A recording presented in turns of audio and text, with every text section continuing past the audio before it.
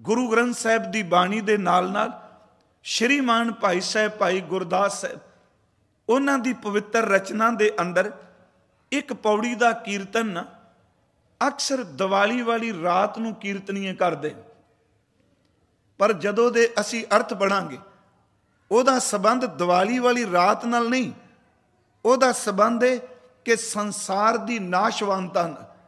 वो पौड़ी है कि दिवाली दी रात दीवे बालियन। मेरी बेनती ध्यान नाल सुनियो, असीं इस पौड़ी दे अर्थ जरूर करांगे, क्योंकि कई बारी असीं एक तुक लैके उहदे अर्थ अपने ढंग नाल कर जाने आ, पर उहदे अर्थ कुछ होर निकलदे। जिवें सतगुरु दी ये पौड़ी दिवाली दी रात दीवे बालियन, कहंदे ने दिवाली दी रात आई ते लोकां ने अपने घरां च दीवे बाले, ते आपां ये शब्द सुन के कह दिंदे आ महाराज जी ने दिवाली दी रात वास्ते क्या होना। नहीं, आओ थोड़ा जिहा मैं पौड़ी पहला पूरी पढ़ देना कि दिवाली दी रात दीवे बालियन, तारे जात सनात अंबर भालियन, फुल्लां दी बागात चुन चुन चालियन, तीर्थ जाति जात नैन निखालियन, हर चंदौरी झात उचाए वसाए उचालियन। अगे कहते ने गुरमुख सुख फल दात शब्द संभालियन। मैं ये 5-6 तुकां पढ़ दित्तियां, पर ये अर्थ की ने थोड़ा जा एक एक तुक असीं लांगे। दिवाली दी रात दीवे बालियन, जड़ों दिवाली दी रात आउंदी है ते लोग अपने घरां विच दीवे बालदे, वो दीवे बालदे ने ते मस्सिया दी काली रात भी चानन भी तब्दील हो जाती जदों देखो जगमग है। पर भाई गुरदास साहब कहते ने जेड़ा दीवा बनेरे ते आपां बाल के आए, जेड़ा दीवा घर दी दीवार उत्ते बालिया, तू ध्यान नाल देखी कि तेरे दीवा बालन दी सिर्फ थोड़ी जी देर है, तू दीवार ते जां मकान दे छत ते दीवे बाल के जदों थले आया देखदियां देखदियां अद्धे जीवे तां उस वक्त बुझ जाने। हवा आई ते दीवा बुझ गया। ये अर्थ की ने कि दिवाली दी रात दीवे बालियन, दीवा बाल दिता, हवा थोड़ी जी चली ते वेखदियां वेखदियां दीवा बुझ गया।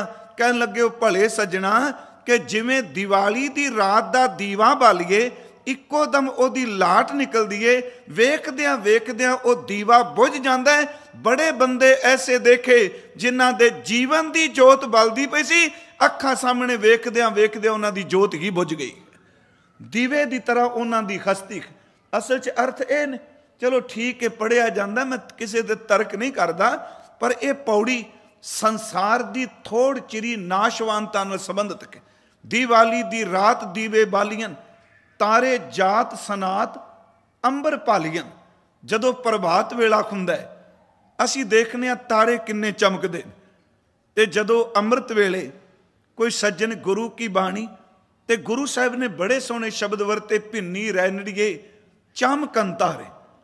अमृत वेले जदों बाणी पढ़ के असी प्रभात वाल सूरज चढ़न तो पहला देखने, ते निक्के वड्डे तारे बड़े चमकदे, ते कई बारी इंज लगदा सवेरे कि जिमें आसमान भी इशनान करके अजे बिल्कुल उन्हें अंबर ने अपनी मैल उतार ली होवे। ते ध्यान नाल उन्हां तारियां नूं देखी जाओ, सवेर दा तारा, प्रभात वेले दा तारा, वो चमकदा बहुत ज्यादा है। पर अपने देखदियां देखदियां जदों सूरज दी लो आई ते इक्को दम चमकदा होया तारा अखां तो ओले हो गया। मेरी बेनती ध्यान नाल सुनियो, पहला प्रमाण दिता है दीवा बलदा होया दिसदा है, पर दिसदियां दिसदी बुझ जांदा है, दिसदा होए बुझ गया। बंदा बलदा होया नजर आउंदा है ते देखदियां देखदियां दे सवास निकल जाते। दूसरी बेनती कि तारा चमकदा है, पर जदों लाली सूरज दी निकलन लगदी है ते चमकदे होए छोटे वड्डे तारे एक खिन विच अलोप हो जाते ने। कहंदे ने जिवें प्रभात दे तारे खिस जाते ने, पता नहीं लगदा। इसे तरह बंदिया तेरी जिंदगी भी तारे की तरह मौत की लो चढ़न की देर है, तेरी जिंदगी का अंत हो जाना है। तीसरी बेनती, पहली तुक सी कि दिवाली दी रात दीवे बालियन, तारे जात सनात अंबर भालियन। तीजी तुक है फुल्लां दी बागात चुन चुन चालियन। बागात का अर्थ असी बरात नहीं, बागात का अर्थ है बगीची, फुल्लां दी बगीची है। एक बार दास ने अर्ज की सी कि हर खिड़िया होया फुल इस गल का प्रतीक है कि यह टुटन वाला है। मैं कल भी अर्ज की सी, हर जन्म दिहाड़ा इस गल का प्रतीक है कि जिहदा जन्म मनाया जा रहा है, ये बंदा मरन वाला है। क्योंकि जन्म तो बाद अगे खेड की हुण फुल खिड़े है। तो सतगुरु के प्यारे सिख भाई गुरदास साहब कहते ने, बगिया बगीचा फुल्लां दा भरिया पिया पूरा खिड़िया, ते मालण आई उन्हें खिड़े खोए फुल्लां नूं तोड़ लिया। देखो जेड़ा कुछ घड़ियां पहला बगीचा पूरा भरिया पिया फुल्लां नाल, तोड़ के टोकरी विच पा के लै गए। कहन लगे जिवें खिड़िया होया फुल एक खिन विच टाणी नालों टुट जाता है, कई बारी परिवार भी बगीचे की तरह खिड़िया हुंदा है, पता ही कोई नहीं लगता कि किहड़े फुल नूं रब ने कदों तोड़ के ले जाना। सिर्फ थोड़ी चिरी खेड़ है। बलदा होया दीवा छेती बुझेगा, चमकदे हुए तारे प्रभात दे अलोप होणगे, खिड़े हुए फुल जिहड़े ने वो भी एक दिन खत्म हो जाणगे। ते चौथा बचन भाई साहब ने कीता, कहन लगे लोग तीरथ ते जांदे, जदों तीरथां ते जांदे ने ते फुੱਟਾਂ ਦੇ हिसाब नाल थां माप माप के दित्ती जांदी मेलिਆਂ ते, कि मैनू इन्नी कु थां मिल जाए। प्यारिओ मेला सदा नहीं रहिंदा, मेला कुछ दिनां वास्ते हुंदा है, ते जिथे लोग फुੱਟ ਦੇ हिसाब नाल थां किराए ते मंगदे पए ने, जदों फुल मेला उजड़ जांदा है उदों उस थां नूं पुछदा भी कोई नहीं। मेला उजड़न तो बाद थां नूं किसी ने पुछना है। भाई साहब ने ये 4-5 बचन कह के एक गल समझ ध्यान दिया जे, जदों तुसी भाई गुरदास साहब नूं पढ़ो, वैसे मैं संगत च कह देना टावें टावें खोणगे जिहड़े भाई साहब नूं पढ़दे ने। लोकी तां गुरु ग्रंथ साहब नूं नहीं पढ़दे, भाई गुरदास साहब नूं बाद च किन्ने च पढ़ना। सच्ची गल, लोग तां नितनेम दीआं बाणियां दा पाठ नहीं करदे पे, जपजी साहब का पाठ नहीं करते। तो मैं कई बार सोचना कि कल भी मैं सुबह भी अर्ज की सी कि गुरु ग्रंथ साहब की बाणी नूं केवल मरने परने वास्ते मत वरतो, गुरु ग्रंथ साहब की बाणी नूं ढिड की रोटी का साधन मत बनाइए। गुरु ग्रंथ साहब के नाम ते बनी संस्था नूं अपनी कुर्सी ते मशहूरी का साधन ना बनाइए। गुरु ग्रंथ साहब की बाणी मनुख की आत्मा दे पार उतारे वास्ते रूहानी ज्ञान है। जदों कोई इंसान इहदे नाल जुड़ेगा तो इहदा पार उतारा होवे। भाई साहब जी की रचना विचों उन्हां दी कोई पौड़ी पढ़ो तो हर पौड़ी की अंतली तुक जिहड़ी होवेगी उहदे विच उन्हां तत्त भाव दिता है। भाई साहब दे कबित पढ़ो, कबित विच जिहड़ी अखीर वाली तुक होवेगी वो 6 उदाहरणां देन, वो 3 प्रमाण देन। अखीर वाली तुक जिहड़ी वो तत्त भाव होवेगी। मैं बेनती करांगा जिवें आपां सहज पाठ करने, पर ये ना कोई अर्थ कर लियो कि मैं ये नवीं गल कोई कर गया। कदी आपां भाई साहब जी की रचना का सहज पाठ की तरह निरंतर लड़ीवार पाठ करके देखिए, फिर सानू समझ पै सिੱਖੀ की। भाई साहब जी 4-5 उदाहरणां दे के अखीर ते गल कहंदे ने, गुरमुख सुख फल दाद शब्द संभालियां। कहंदे ने गुरु दे सन्मुख रहन वाले सिख नूं इस गल की समझ पै गई कि ये जो दुनिया सेहर मेला दस्तगीरी ना है, जिहड़ी ये जादू की खेड दिसदी इहने सदा नहीं रहना। उस गुरमुख ने इक्को काम किया, उन्हें शब्द नूं संभालिया, बाकी सब कुछ चला जाएगा, पर याद रखियो शब्द ने कदी भी जाना नहीं। इत्थे एक होर बेनती करदा जावां, गुरु नानक साहब महाराज करतारपुर संजदों कुछ गुरसिख आए, उन्हां कहा महाराज कि असी आप जी दे चरनां च बेनती करने खां कि जिन्ना समा करतारपुर आप जी दे कोल रहने ते साडा मन बहुत आनंदित रहिंदा है। कीर्तन सुनने आ, बाणी सुनने आ, ते जदों महाराज करतारपुर नूं छड्ड के जाने खां ते साडे दिल नूं एक तोट महसूस हुंदी है। महाराज जी ने उत्थे जिहड़ा बचन कहा वो सुनने वाला है। इनू कवि संतोख सिंह ने ते सिखां दी भगतमाल विच भी है। सतगुरु कहंदे ने भाई सिखो चेते रखियो देह बनदी है, इन्हें चली जाना है। देह तां रोज भी नहीं मिली रहिंदी। हुण आपां परिवार च बैठे, आप जिन्ने सतसंगी बैठे हो कि हर वक्त आपां सारे जी इक्को वेले 24 घंटे घर विच रहिंदे आ कि साडे परिवार विच सुबह तो शाम तक असीं विछड़दे नहीं, आपो अपने काम करते जाने। महाराज कहंदे देह जिउंदियां भी सदा एक दूजे दी मिली नहीं रहिंदी, विछोड़ा पैंदा है। पर मौत ने अवश्य विछोड़ा पाना है। पर एक काम करो, तुसी साडी देह दी थां ते शब्द नूं कमाओ।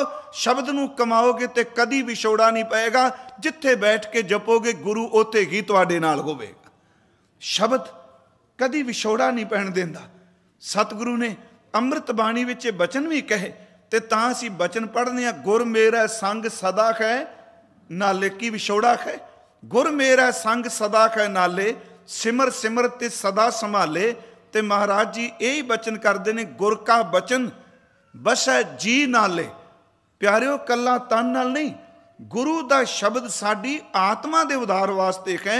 गुर का बचन बसै जी नाले, जल नहीं डूबै तस्कर नहीं लेवै, भाए ना साकै जाले। जे असीं बचन पढ़ने सो सतगुर प्यारा मेरे नाल है। हुण जिहड़ा सतगुर प्यारा मेरे नाल है, मैं एक बार इत्थे अर्ज कीती सी कि गुरु ग्रंथ साहिब जी गुरुद्वारा साहिब विखे प्रकाशमान। गुरु ग्रंथ साहिब सच्चे पातशाह असीं घर विच प्रकाशमान कीते ने। सिख तां फैक्ट्री च काम करन जा रहे, किते जहाज ते सफ़र कर रहा, कदी ये बाई रोड सफ़र कर रहा है। असल च एक वजूद इस रूप विच प्रकाशमान ने एक थां ते। पर गुरमुखो जदों इस गुरु ग्रंथ साहिब दे शब्द का कोई जाप करदा है, शब्द की कमाई करदा है, शब्द इहदे तल हील अंतर आत्मे में चला जाता है। सिख जिथे भी जाएगा शब्द का अभ्यासी कदी कला नहीं हुंदा, उहदा सतगुरु उहदे अंग संग हुंदा। एक बार इत्थे मैं भी अर्ज कीती सी कि अंग संग दे अर्थ भी बहुत गहरे।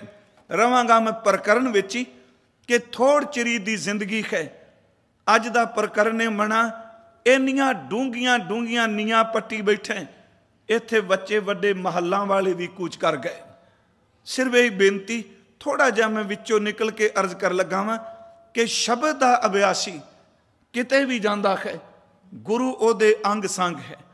मैं ये अर्थ दोहरान लगा कि अंग संग ही अर्थ बड़े गहरे। उंज वैसे अंग का अर्थ आपां सारे जानने, साडी बॉडी का हिस्सा ही है ना। जिवें साडे हथ अंग ने, साडियां अखां अंग ने, साडे कन अंग ने, साडी नासका अंग है।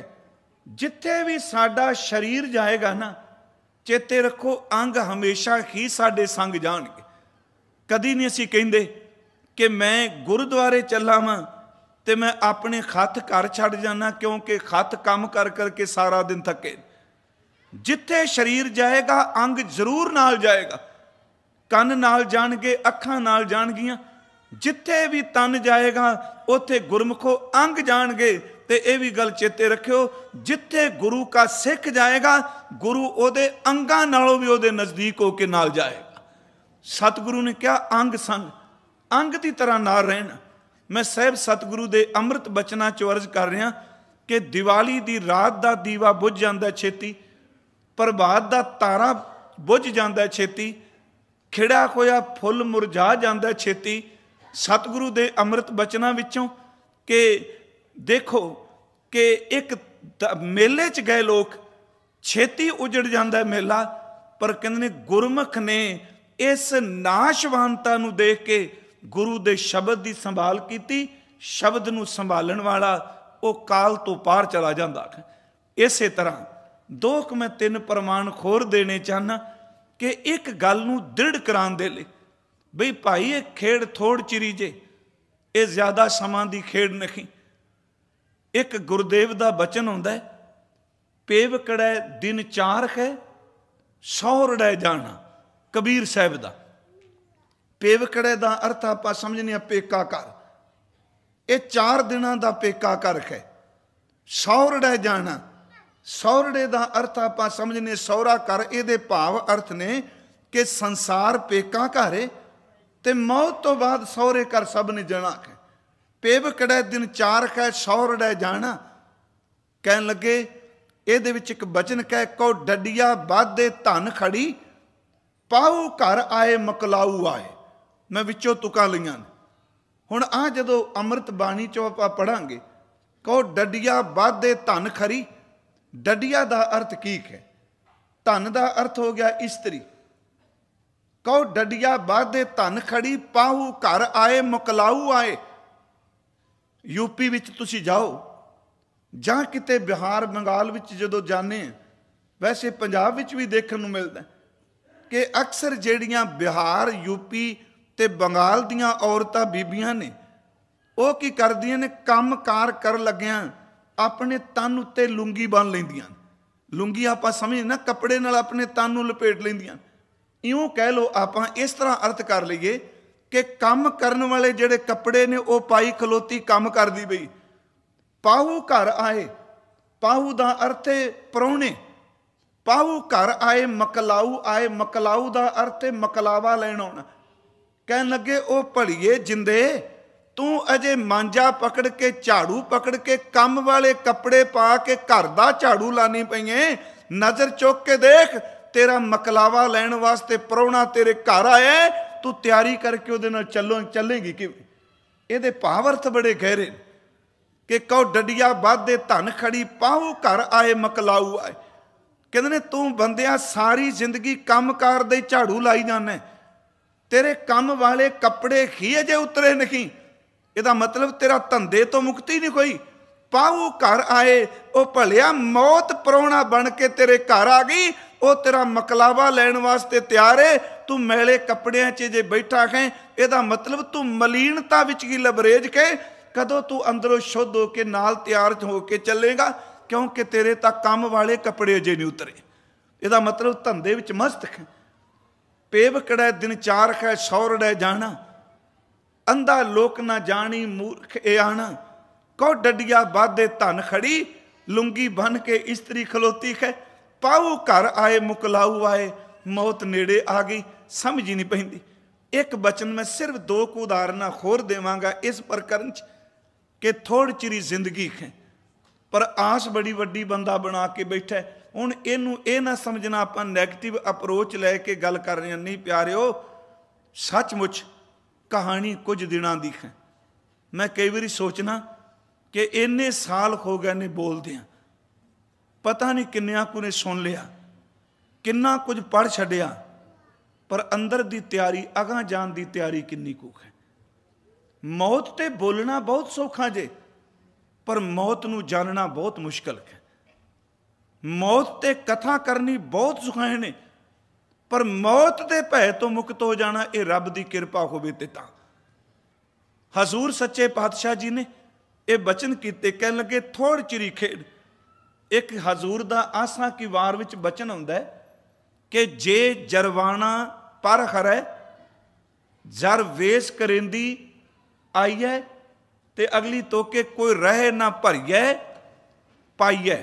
ਜਿਹੜੇ ਆਸਾ ਕੀ ਵਾਰ ਸੁਣਦੇ ਨੇ, ਇੱਕ ਬਚਨ ਮਹਾਰਾਜ ਜੀ ਦਾ ਹੁੰਦਾ ਕਿ ਧੰਨ ਸਰੰਦਾ ਸੱਚਾ ਪਾਤਸ਼ਾਹ, ਜਿਨ ਜਗ ਧੰਦਾ ਲਾਇਆ, ਮੋਲਤ ਪੁੰਨੀ ਪਾਈ ਭਰੀ, ਜਾਨੀਅੜਾ ਘੱਤ ਚਲਾਇਆ। ਮੈਂ ਤਿੰਨ ਤੁਕਾਂ ਬੋਲੀਆਂ ਨੇ ਚਾਹਰੇ, ਤੇ ਇਹਨਾਂ ਤਿੰਨਾਂ ਚਾਰਾਂ ਤੁਕਾਂ 'ਚ ਦੋ ਵਾਰੀ ਸ਼ਬਦ ਇੱਕ ਪਾਈਆ ਆਇਆ ਤੇ ਇੱਕ ਪਾਈ ਆਇਆ ਹੈ। ਧੰਨ ਸਰੰਦਾ ਸੱਚਾ ਪਾਤਸ਼ਾਹ, ਜਿਨ ਜਗ ਧੰਦਾ ਲਾਇਆ, ਮੋਲਤ ਪੁੰਨੀ ਪਾਈ ਭਰੀ, ਜਾਨੀਅੜਾ ਘੱਤ ਚਲਾਇਆ। ਇਹਦੇ ਅਖਰੀ ਅਰਥ ਨੇ ਕਿ ਉਹ ਮਾਲਕ ਧੰਤਾ ਜੋਗ ਹੈ, ਕਰਤਾ ਪੁਰਖ। ਸਰੰਦਾ ਦਾ ਅਰਥ ਹੈ ਜਿਨਨੇ ਸਭ ਕੁਝ ਬਣਾਇਆ, ਤੇ ਸਭ ਕੁਝ ਬਣਾ ਕੇ ਉਹਨੇ ਧੰਦਿਆਂ ਵਿੱਚ ਲੋਕ ਲਾ ਦਿੱਤੇ। ਮੋਲਤ ਪੁੰਨੀ, ਜਿਹੜਾ ਸਮਾਂ ਮਿਲਿਆ ਸੀ ਉਹ ਮੁੱਕ ਗਿਆ, ਪੂਰਾ ਹੋ ਗਿਆ। ਪਾਈ ਭਰੀ, ਹੁਣ ਪਾਈ ਭਰੀ ਦੇ ਅਰਥ ਕੀ ਨੇ? ਆਮ ਤੌਰ ਤੇ ਵਿਦਵਾਨਾਂ ਨੇ ਅਰਥ ਕੀਤੇ ਨੇ। ਪਾਈ ਦਾ ਅਰਥ ਕੀਤਾ ਪੜੋਪੀ। ਪੜੋਪੀ ਸ਼ਬਦ ਵੀ ਬੜਾ ਪੁਰਾਣਾ ਹੈ। ਹੁਣ ਸਾਨੂੰ ਵੀ ਕਥਾ ਕਰਦਿਆਂ ਸੱਚੀ ਗੱਲ ਜੇ ਇਹ ਸਮੱਸਿਆ ਆ ਰਹੀ ਹੈ ਕਿ ਅਸੀਂ ਪੁਰਾਤਨ ਸ਼ਬਦ ਬੋਲਦੇ ਹਾਂ, ਅੱਜ ਕੱਲ੍ਹ ਦੇ ਇੱਥੋਂ ਦੇ ਬੱਚਿਆਂ ਨੂੰ ਸਮਝ ਕੋਈ ਨਹੀਂ ਪੈਂਦੇ। ਬੱਚਿਆਂ ਨੂੰ ਛੱਡੋ, ਵੱਡਿਆਂ ਨੂੰ ਪੜੋਪੀ ਕਈਆਂ ਨੂੰ ਭੁੱਲ ਗਈ ਹੋਣੀ। ਜਿਨ੍ਹਾਂ ਨੇ ਕਿਤੇ ਦਾਣੇ ਜੋਖੇ ਹੋਣਗੇ ਉਹਨਾਂ ਨੂੰ ਪਤਾ ਹੈ ਕਿ ਪੜੋਪੀ ਕਿਹਨੂੰ ਕਹਿੰਦੇ ਨੇ, ਪਰ ਅਸਲ 'ਚ ਪਾਈ ਦਾ ਪਿਆਲੀ ਵੀ ਹੈ।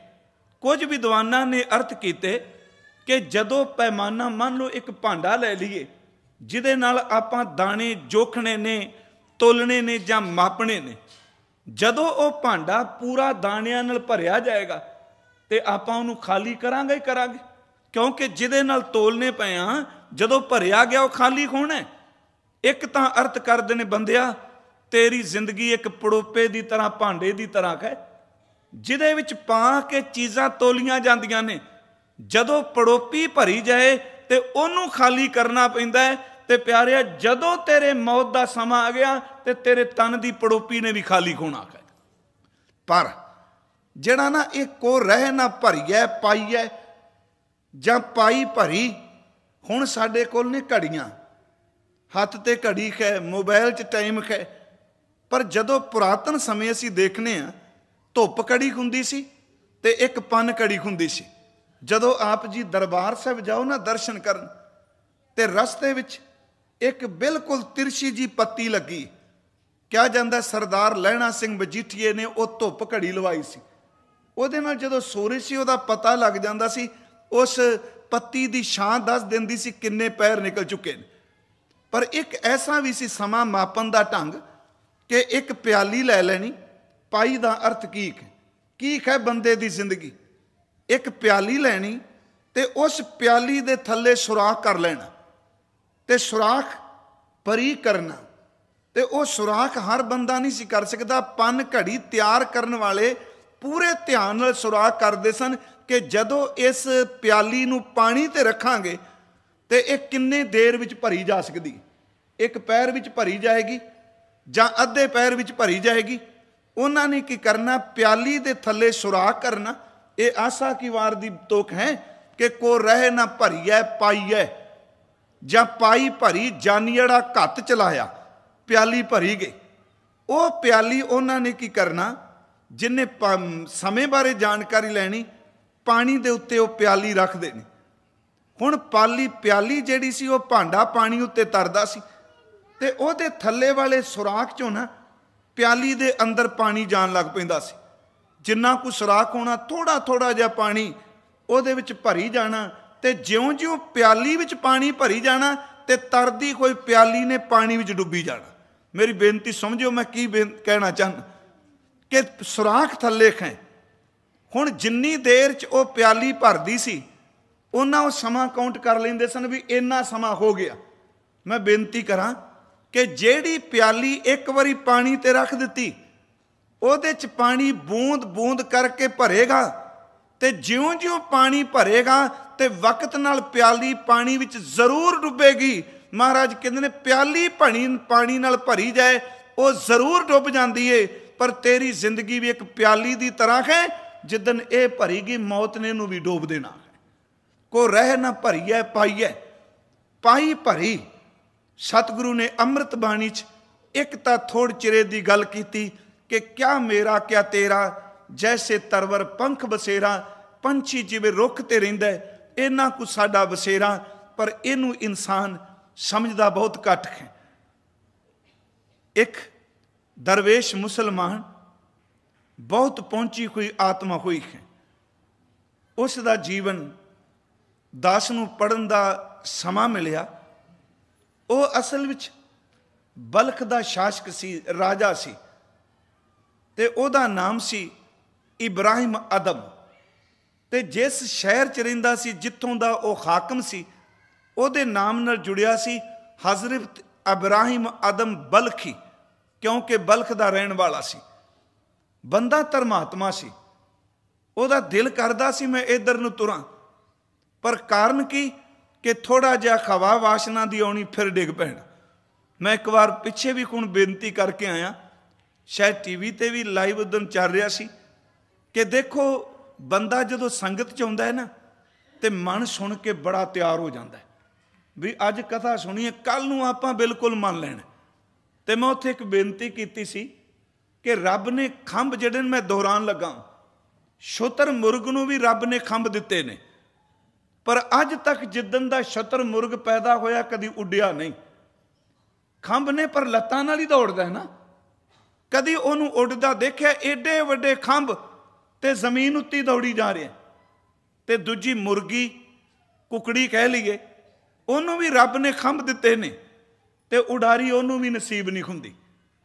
ते तीसरा बाज ते उकाब नूं कदी देखो, उहनूं भी रब ने परमात्मा ने खंभ दिते ने ते ओहदे खंभ शुतर मुर्ग नालों ते मुर्गी नालों भी छोटे ने, पर जिन्नी उडारी वह खंभा नाल मार लैंदा ना कुकड़ी मार सकती है ते ना शुतर मुर्ग मार सकता। वो कहंदा सी धर्म की दुनिया च भी तीन तरह के बंदे मिलते हैं। मैनू बख्श दिया जे, किसे ते तरक करके नहीं। कहते ने एक इंसानी जामा लैके आए ने, शुतर मुर्ग की तरह आत्मा उन्हां कोल भी है। जिवें शुतर मुर्ग दे कोल दो खंभ ने, खंभ खोण दे बावजूद उन्होंने अडारी नसीब नहीं। मनुख जन्म लैके आउंदा है, आत्मा इहदे कोल है, पर आत्मक मंडल की उडारी नसीब नहीं। शुतर मुर्ग की तरह बस पैदा हो गए, पढ़ लिया, जॉब लग गई, न्याणे पैदा हो गए, न्याणे सैट हो गए, उदों बाद मौत आई तो बस जी चले गए। शुतर मुर्ग की तरह सिर्फ धरती तक जिए, कदी 2 घड़ियां बैठ के उस आत्मक मंडल का हुलारा ना लिया कि तिथै भगत वसै के लो करे आनंद सच्चा मन सोए। सच्ची गल धरती ती जी के चले गए। धर्म का आत्मक जीवन की कोई सोझी ना पई। दूजे हुंदे ने बंदे जगियासू, मुर्गी की तरह, कुकड़ी की तरह। वो जदों किते कीर्तन सुनते हैं, चंगी किताब पढ़ लेंदे ने, संगत विच बैठे किते कोई लैक्चर वख्यान सुन लेंदे ने, मन विच फुरने बनाते हैं भी जो कुछ अज सुनिया ना, जो पाठ सुनिया, कीर्तन सुनिया, वख्यान सुनिया, अज तो बाद पक्की गल जे आपां ना फलानी चीज़ का सेवन करना छड्ड देना। मान लो नशा मास जां ढंग खांदे पींदे अज तो बाद छड्ड देना। 2 दिन छड्ड दे जे। कुकड़ी नूं जदों उडारी मारोगे ना, उन्होंने भावें चुक के भी उडारो मारो, वो उडेगी जरूर, पर भद्दी जी नकम्मी जी उडारी मार के फिर धरती ते डिगेगी। कुछ बंदे ऐसे ने जिहड़े 4 दिन बड़े चाਅ नाल तुरदे ने, छड्ड दिता जी, सब कुछ किया जी, लोकां नूं उपदेश देण लग पैंदे। असलीयत है जी साडी एक कमजोरी है, अपनी कमाई घट करने, 10 ने लोकां नूं ज़्यादा, मैं तां फसने। दुकान च कुछ पिया नहीं तो फट्टा सब तो वड्डा लाया बोर्ड, अंदर खाली पिया, बाहर बजाज लिखे, बाहर लिखे जोरी, अंदर कच भी नहीं पिया, बाहर करियाना स्टोर लिखे, अंदर लून की डली भी नहीं।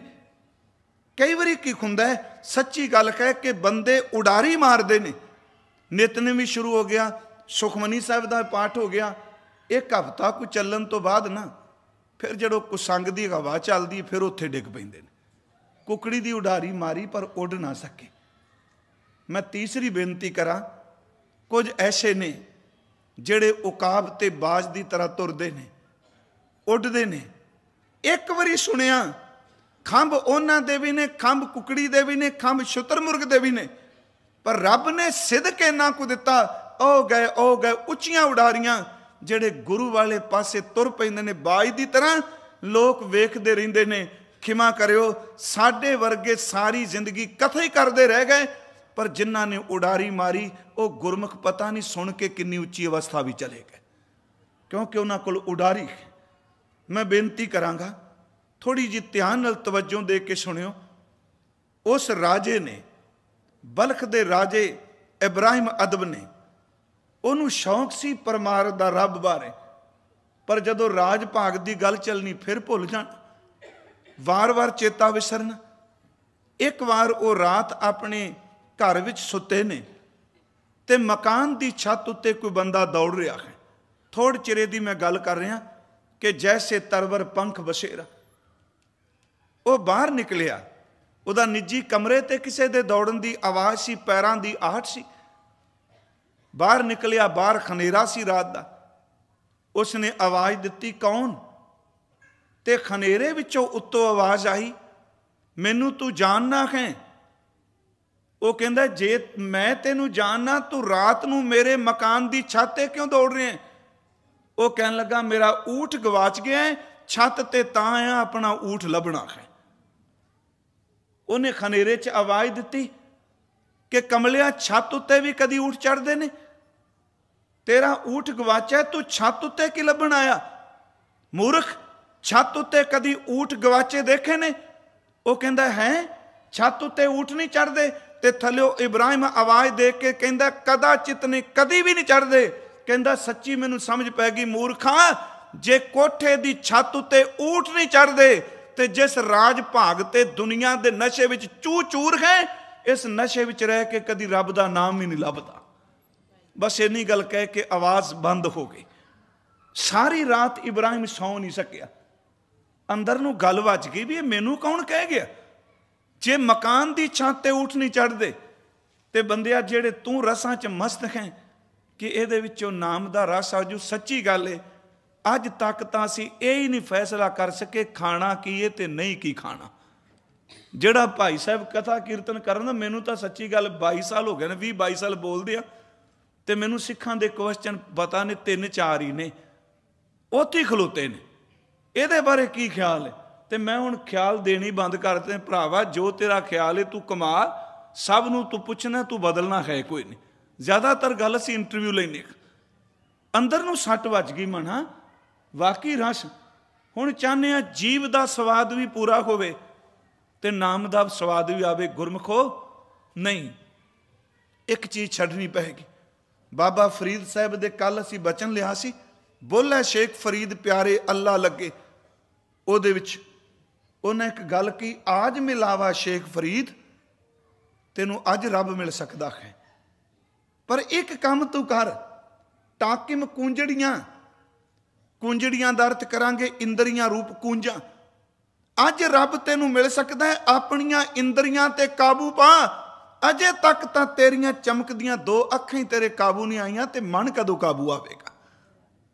जबान तेरे काबू नहीं, कन तेरे काबू नहीं, इन्हां नू काबू कर। मनो मचंदड़ियां जिन्हां ने तेरे अंदर अग मचाई पई, उन्होंने रात इब्राहिम नू चैन नहीं आया, सारा दिन वो बेचैनी च रहा।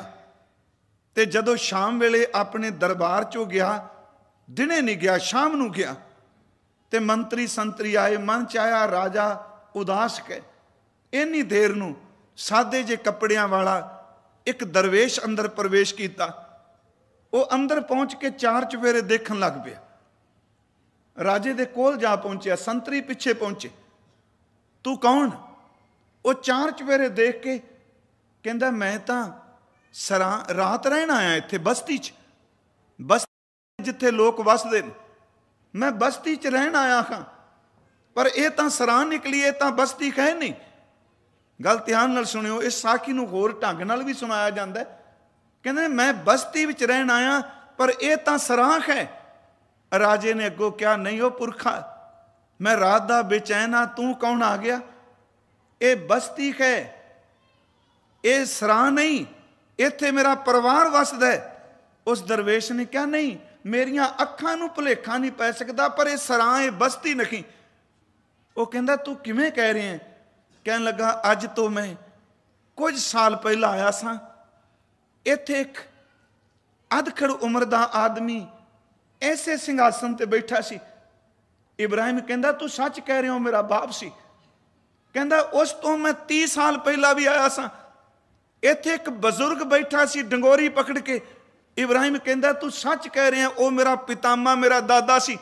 फकीर ने क्या, हुण तू मैनू दस, ये बस्ती कह के सरां, जे बस्ती हुंदी ते तेरा दादा इत्थों क्यों चला गया है? बस्ती दा अर्थ जिहड़ा एक वारी वस गया। जे बस्ती हुंदी ते तेरा बाप क्यों चला गया? मैं तां सरां के मैं 3 वारी आया ते वख वख 3 चेहरे नजर आए ने, ते मैनू लगदा शायद मैं अगली बार आवां ते तेरा पुत पोता इत्थे बैठा होवे। भलिया ये सरां है, ये बस्ती नहीं। मैं जा रहा सरां च नहीं मैं रहांगा, मैं बस्ती नूं प्यार करना। उन्हें फिर इब्राहिम ने पूछा फकीर तो है कौन? तेरी आवाज रात वाली आवाज है जिन्हें मैनू बेचैन किया। उन्हें ख्वाजा खिजर सी, उन्हें क्या, देख इब्राहिम मैं तेनू एक गल दसनी चाहना, जेड़े कबरां भी चले गए, असली बस्ती ओ वे, बाकी सारी तां उजाड़ है। इनू थोड़ा जा समझो मेरी बेनती। असली बस्ती ओ वे जेड़े एक बारी वस गए, वो वापस आए नहीं, उत्थे ही रह गए। असी घर रोज बदलने आ तुसी जानते हो नेड़े ते कबरां ने, जेड़े कबर विच एक बारी सौ गए, वो तां कबरां बदलदी कोई नहीं पई। असी बदल रहे हाँ, वो नहीं बदलते। इन्नी को ठोकर लगी, सारी जिंदगी पलट गई। मैं बेनती कर रहा कि ये शब्द इस करके खुंदे ने, किते इंसान दे अंदर नूं ठोकर लगे तो इहदा जीवन पलट जाए।